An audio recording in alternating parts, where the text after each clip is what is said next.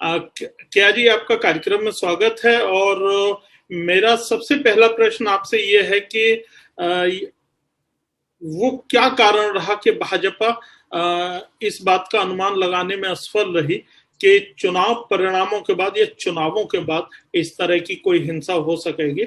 मैं आपको इस प्रश्न के संदर्भ में दो तीन बात बता देना चाहता हूं कि यदि ममता बनर्जी के पूरे चुनाव प्रचार के दौरान दो तीन बातों पर गौर कर लिया जाए, जैसे उन्होंने कहा था कि जब केंद्रीय सुरक्षा बल चले जाएंगे उसके बाद हम अपने विरोधियों को देख लेंगे, केंद्रीय सुरक्षा बलों से हथियार छीने सब लोग इकट्ठे होकर के। तो ये जो बयान थे, इनको कहां आंकने में भाजपा की राज्य इकाई और केंद्र चूका है? प्रथम सबसे शुरू में आप नवीन जी, आप और सार्थक न्यूज के जो हमारे जो देख रहे इस वीडियो को, इस इंटरव्यू को, सबको मैं मेरा नमस्कार बताती हूँ। अब आती है आपके प्रश्न के उत्तर में। देखिए नवीन जी, पहली बात यह है कि भारतीय जनता पार्टी, आप जानते ही होंगे, विश्व में सबसे बड़े राजनीतिक दल है इस वक्त। और भारतीय जनता पार्टी के हम जो छोटे मोटे कार्यकर्ता है, हम जो सैनिक है, हम लोग निरंतर लड़ रहे हैं। भारतीय जनता पार्टी 2014 से जब माननीय प्रधानमंत्री नरेंद्र मोदी जी क्षमता में आए हैं, उसके बाद जो हिंसा की वातावरण ममता बनर्जी ने फैलाई है वो निरंतर चल रहा था। 18 में जब पंचायत वोट में, आपको याद होगा, 50% उन्होंने नॉमिनेशन मतलब जमा नहीं करने दिया उन्होंने। उसके बाद 2019 में उन्होंने सोचा था कि बीजेपी को वो दो एक जो मिलता था वही मिलेगा सीट्स, लेकिन वहां पर वो उनका जो क्या बोलेंगे, जो सोच वो पूरा गलत प्रमाणित करके भारतीय जनता पार्टी को 18 सीट्स मिली। और उसके बाद बंगाल में भारतीय जनता पार्टी के जो उत्तरण बोलिए इतना बढ़ गया कि उसी दौरान ममता बनर्जी को 2018 से उनको लगा कि नहीं, ये पार्टी हमारे लिए अभी खतरनाक बन चुकी है पश्चिम बंगाल में, क्योंकि ममता बनर्जी डेमोक्रेसी या गणतंत्र पे वो विश्वास नहीं करती है।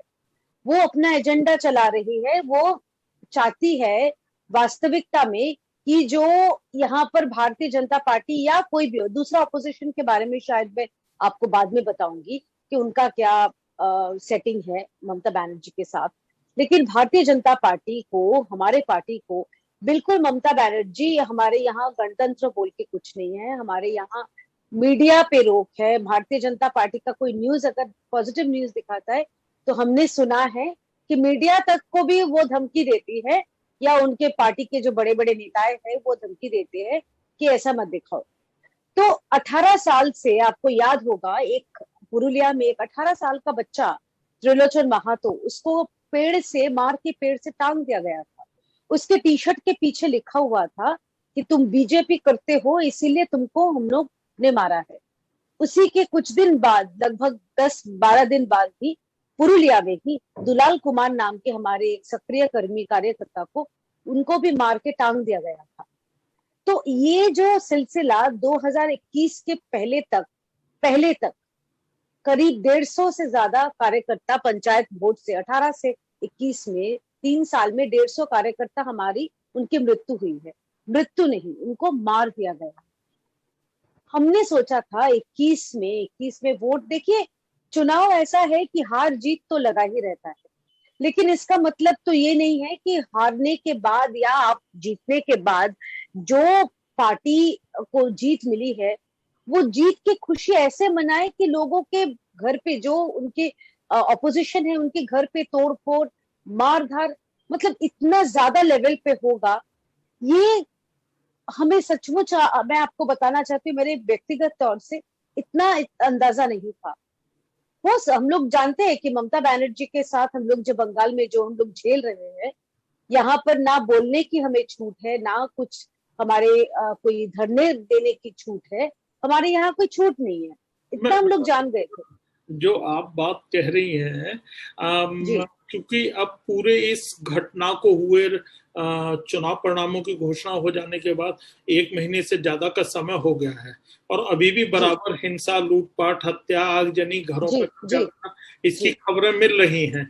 मेरा प्रश्न जी। ये है, जैसे मैंने पहला प्रश्न में किया था उसी तरह से मेरा प्रश्न ये है कि भाजपा क्यों नहीं अपने कार्यकर्ताओं के साथ खड़ी दिखाई दे रही है? कार्यकर्ताओं, मैं इसके लिए आपको उदाहरण दे सकता हूँ, बाबुल सुप्रियो का ट्वीट था कि हम जा नहीं सकते हैं।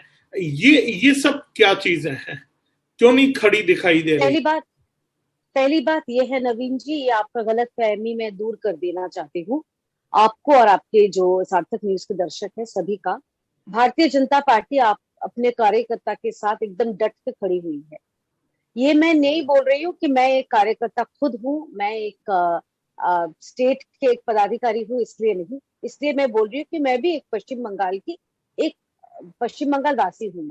मैं देख रही हूँ, आपको याद होगा 2 तारीख को ममता बनर्जी जीतने के बाद ही, मैं तब चैनल्स में थी, तुरंत बाद ही लगभग 3-4 घंटे के बाद, मतलब 4-5 बजे तक जब ट्रेंड पूरा तय हो चुका था, तोड़फोड़ शुरू हो गया। 2 तारीख, बीच में 3 तारीख गया और 4 तारीख को, इस 2 दिन में आपको मैं याद दिला देती हूँ, 6 लोगों की मृत्यु हो गई। 2 दिन में 6 लोगों की मृत्यु। उनमें से एक था एक युवा, एक अभिजीत सरकार नाम की एक हमारी एक युवा, वो पशु प्रेमी है, उन्होंने लाइव भी करा था कि हमने क्या दोष किया, मेरे जो अबला जो छोटे छोटे जो पपीज है उनको ऐसे पटक पटक के मारा गया था। तो उसने वो लाइव भी किया था अपने मृत्यु के कुछ देर पहले, कुछ घंटे पहले। उसके बाद उसको भी ऐसे कलकत्ता में भरे बाजार में दिन के रोशनी में मारा गया था। तो 6 तारीख को हमारे माफ कीजिएगा, 4 तारीख को हमारे ऑल इंडिया प्रेसिडेंट माननीय श्री जेपी नड्डा जी वो आ गए। वो सिर्फ आए ही नहीं, वो 2 दिन के लिए आए और हमारे जो 6 तब तक जो 6 मृत कार्यकर्ता है, हर किसी के घर पे वो गए, हर किसी के परिवार से उन्होंने संवाद किया, बातें की और हर किसी के पास यही वो मैसेज पहुंचाने गए कि हम आपके साथ खड़े हैं। और ये जो सिलसिला है, देखिए नवीन जी, एक इसका 2 पहलू है। हम लोग ना क्या कहते हैं, उसको फोटो ऑप नहीं करते, हर जहां जाएंगे उसको एक सेल्फी खींच के फेसबुक में डालो या कुछ नहीं कर रहे हैं, क्योंकि हम लोग यहाँ पर इतना अस्त व्यस्त है हमारे कार्यकर्ता के साथ खड़े रहने के लिए। आपको मैं बता देना चाहती हूँ कि 358 358 सेफ होम्स चल रहा है इसी वक्त बंगाल में, जहां पर हमारे कार्यकर्ता जो घर बेघर हो गए हैं अपने घर से, जिनका घर में तोड़फोड़ हुई है, वो यहाँ पर रह रहे हैं। इनका करीब 1 लाख से ज्यादा कार्यकर्ता जो बाहर है हमारे सेफ होम्स में है। कुछ है हमारे पड़ोसी राज्य असम में। आपको याद होगा कि हेमंत बिस्वा शर्मा, माननीय मुख्यमंत्री असम प्रदेश की, उन्होंने एक ट्वीट भी करा था कि हमारे यहाँ भी आ गए हैं, ममता बनर्जी इतना दहशत मत फैलाओ। तो ये जो हाल है हमारे यहाँ, आप सोच नहीं पाएंगे, सिर्फ उनको रहने का, उनका खाने का, छोटे छोटे बच्चे हैं। कुछ हमारे परसों हमारे कुछ दक्षिण 24 परगना बोल के जिला है, वहां के कार्यकर्ता हमको फोन किए थे कि दीदी बच्चों लोगों को खाने का दूध नहीं मिल रहा है। कैसे नहीं मिल रहा है? क्योंकि ये जो यस आया था, यस के बाद भी जो रिलीफ मटीरियल्स दिया गया है, उसमें भी अंतर किया जा रहा है कि जो भारतीय जनता पार्टी के समर्थक है, कार्यकर्ता को छोड़िए, जो समर्थक है उनको भी बोला जा रहा है कि नहीं, आप बीजेपी को वोट दिया है, आपको खाना नहीं मिलेगा, पीने का पानी तक नहीं मिलेगा। ये कैसे गणतंत्र है नवीन जी? तो इनके पास हम लोग खड़े हैं और डट के खड़े हैं।